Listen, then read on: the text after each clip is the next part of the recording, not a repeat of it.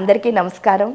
ఇప్పుడు మనం ఏడో విద్య షోడశి, ఈవిడ్ని లలిత అని కూడా పిలుస్తున్నాం, త్రిపుర సుందరి అని పిలుస్తున్నాం. ఈ షోడశి విద్య ఏమిటి అని అనుకుంటే మామూలుగా మనం షోడశి అంటే అర్థం ఏమిటి అని చెప్పుకుందాం.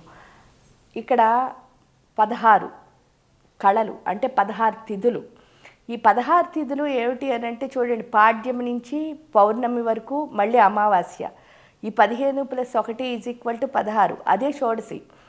ఇక్కడ అందుకే ఏంటి అంటే ఈ తిథులతో మనకేమి సంబంధం అంటే పాడ్యమి, విధియ, తదియ, చవితి, పంచమి, ఈ తిథులు మారుతున్నప్పుడు ఏమవుతుందో మనం చూస్తే ఈ తిథులకి దేంతో సంబంధం ఉంది అంటే చంద్రుడికి సంబంధం ఉంది.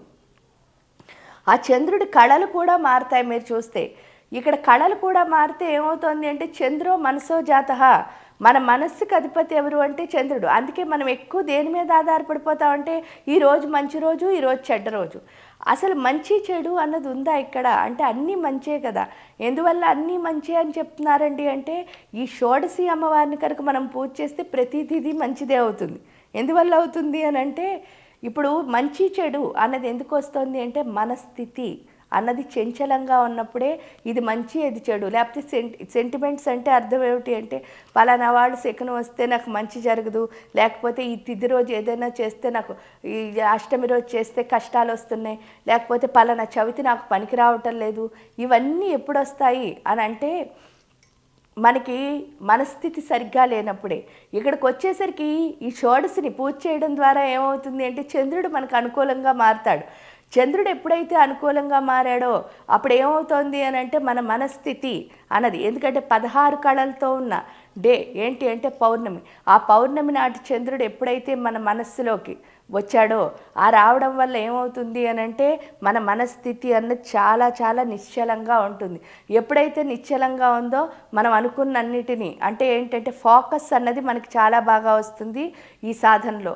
అంటే పూర్తిగా ఫోకస్, మనం అనుకున్నది మాత్రం అనుకున్నట్టు చేయగలి, అటు ఇటు డీవియేట్ అవ్వకుండా.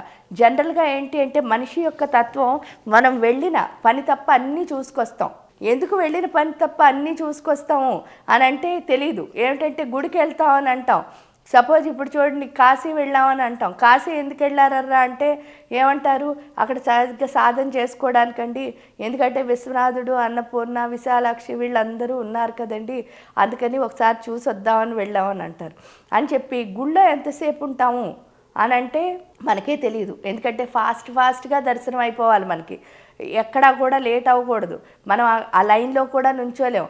ఎందుకు నుంచోలేమంటే ఓర్పు లేదు. దేవుణ్ణి చూడడానికి ఏముండాలి, ఫస్ట్ నిజంగా చూడాలి అంటే ఓర్పు ఉండాలి. అందుకనే ఎప్పుడైనా సరే మనం మనకున్న అధికారాన్ని దేవుడి దగ్గర చూపించకూడదు. ఎలా వెళ్ళాలి అంటే నేను ఎలా ఉన్నానో అలాగే వెళ్ళాలి. అదే లైన్లో నుంచి సామాన్యంగా వెళ్తే మాత్రమే అక్కడ ఎంతసేపు పడుతుందో తెలిస్తే కనుకే మనకు ఓర్పు అనేది వస్తుంది. ఆ ఓర్పుతోనే దేవుణ్ణి మనం ప్రసన్నం చేసుకోగలుగుతాం.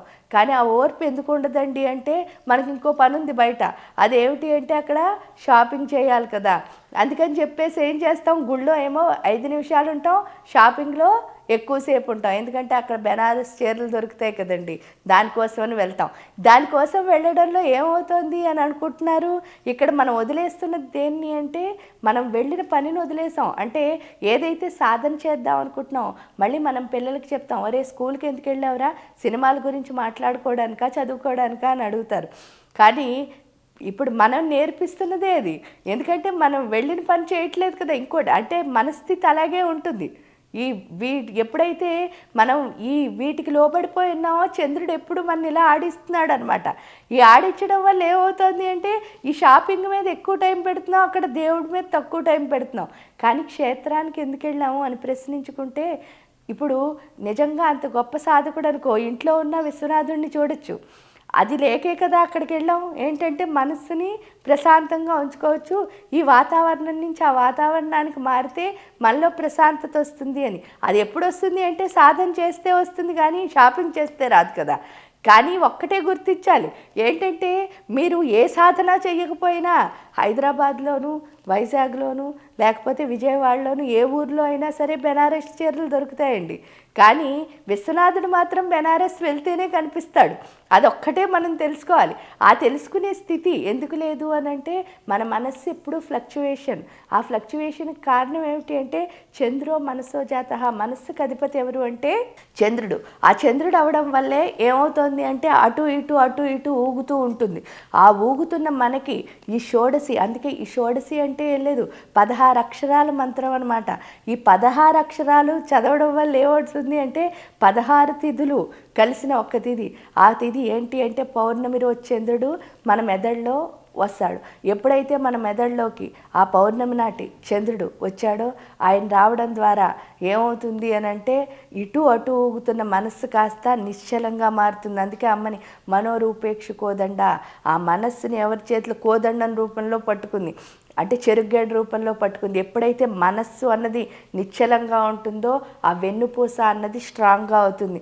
ఎప్పుడైతే వెన్ను స్ట్రాంగ్గా ఉందో మనలోంచి వచ్చే ఆలోచనలన్నీ చాలా పెద్దగా ఉంటాయి. పెద్దగా ఆలోచనలు ఉంటే మనం ఎక్కువ పెద్దగా ఎదుగుతాం.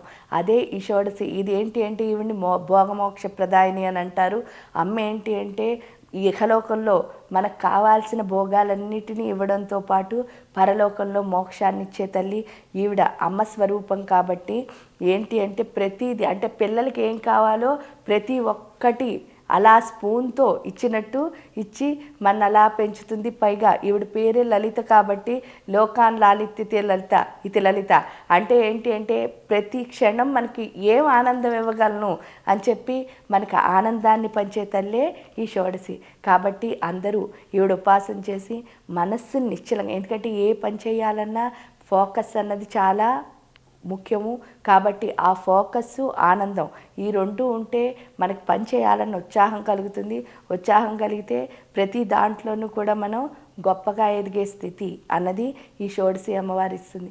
అందరూ ఆనందంగా, ఉత్సాహంగా ఉండాలి, నిశ్చలంగా ఉండాలి అని కోరుతూ ఆ లలితా పరమేశ్వరికి అందరికీ నమస్కారం.